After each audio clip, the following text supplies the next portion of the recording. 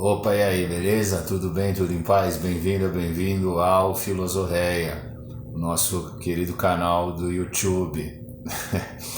Segue a gente lá no Instagram, @Filosoféia, e também no Spotify, o nosso humilde pobrecast, o nosso querido Filosoféia. O vídeo, em via de regra, a gente lança toda terça, só que essa terça foi feriado, viva Tiradentes, o cara tentou fazer uma revolução e ainda deixou um feriado, né? Então a gente não gravou nada, beleza? Estava de feriado, tá?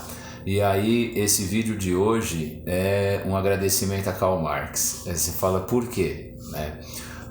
A gente associa Marx ao socialismo e ao comunismo, mas o Marx ele é o cara que destrinchou o sistema capitalista. O Marx ele é um economista, né? Assim, além de filósofo e sociólogo, etc., mas acima de tudo ele é um economista. Contanto que a obra dele, O Capital, que é uma obra gigantesca, ele destrincha o sistema capitalista.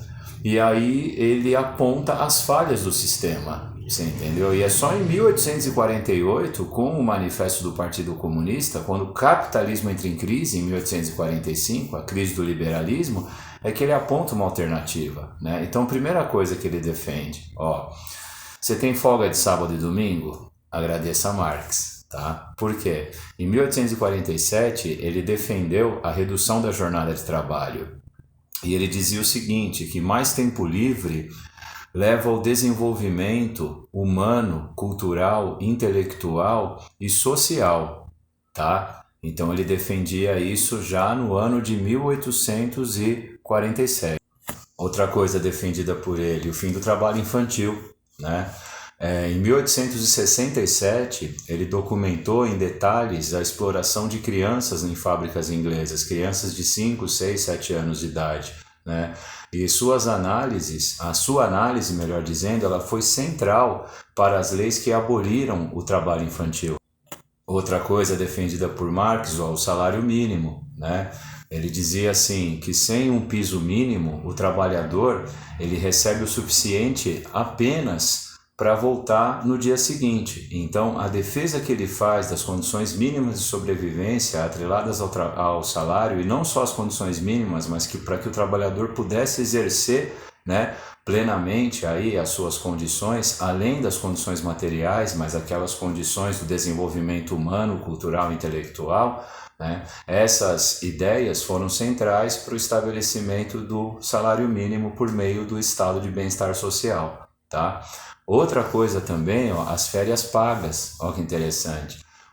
Na verdade, as férias elas foram conquistadas por movimentos na França inspiradas diretamente nas ideias de Karl Marx, né? E isso começou na França no ano de 1936. Foi o primeiro ano em que o trabalhador teve férias pagas. A quinta conquista do trabalhador vinda das ideias de Karl Marx, aquela percepção de que aquele direito que lhe é garantido enquanto trabalhador, de que o seu patrão não pode te demitir assim do nada, né? Foi em 1864, tá? Na primeira Internacional Socialista dos Trabalhadores, na primeira Internacional Operária, tá? Que as trade unions, né? Os sindicatos acabaram se organizando para garantir a proteção aos direitos trabalhistas. E um desses direitos é justamente o fato de você não ser demitido assim do nada, sem nenhuma proteção, tá? Mais uma coisa, a licença maternidade, tá? Por quê? Em 1848, no Manifesto do Partido Comunista, Karl Marx e Friedrich Engels, né, eles defenderam o fim da exploração do trabalho feminino, tá? E proteção à maternidade.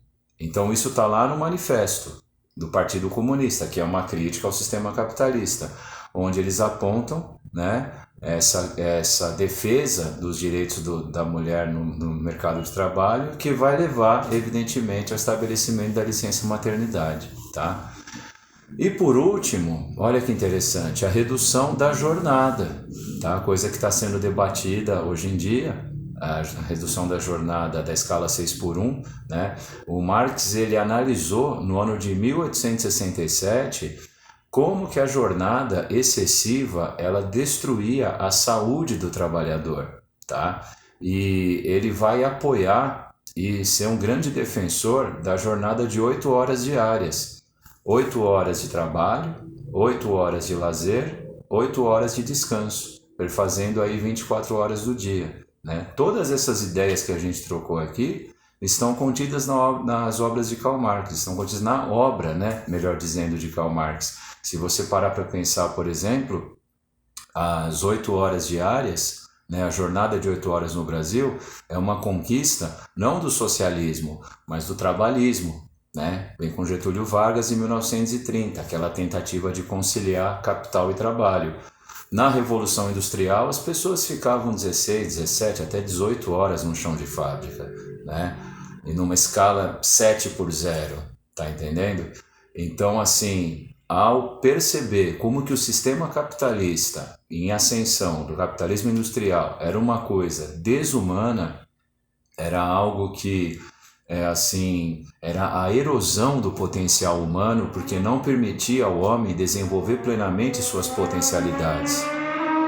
Porque existe vida além do trabalho, né? A gente precisa do desenvolvimento cultural, a gente tem fome não só de comida, né? Como diz Titãs. A gente tem fome de amor, a gente tem fome de arte, percebe? A gente tem fome de cultura. E para que isso seja possível, a gente precisa, evidentemente, ter uma escala de trabalho mais flexível, né? Em que seja possível o homem desenvolver plenamente as suas potencialidades. E assim, muitas vezes as pessoas criticam dizendo: ah, mas quem que vai pagar essa conta? Isso daí não vai dar certo, isso daí vai quebrar a economia, né? Quando a gente fala da redução da escala 6/1 hoje.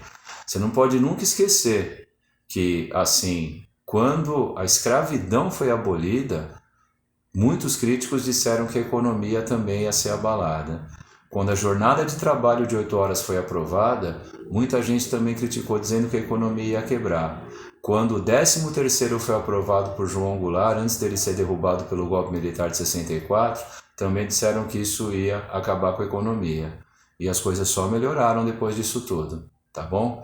Então agradeço sua presença, paciência e audiência. É um vídeo curtinho só para a gente falar aí, fazer um agradecimento especial a Karl Marx, para que você conheça, né, um pouco mais da obra dele, para que você entenda que essas conquistas da classe trabalhadora, elas já vinham sendo problematizadas por Karl Marx lá quando ele analisa o sistema capitalista na sua obra O Capital, tá bom?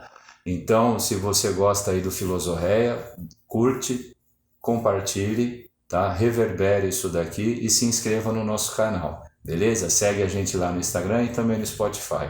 Um grande abraço, até uma próxima. Tchau, tchau.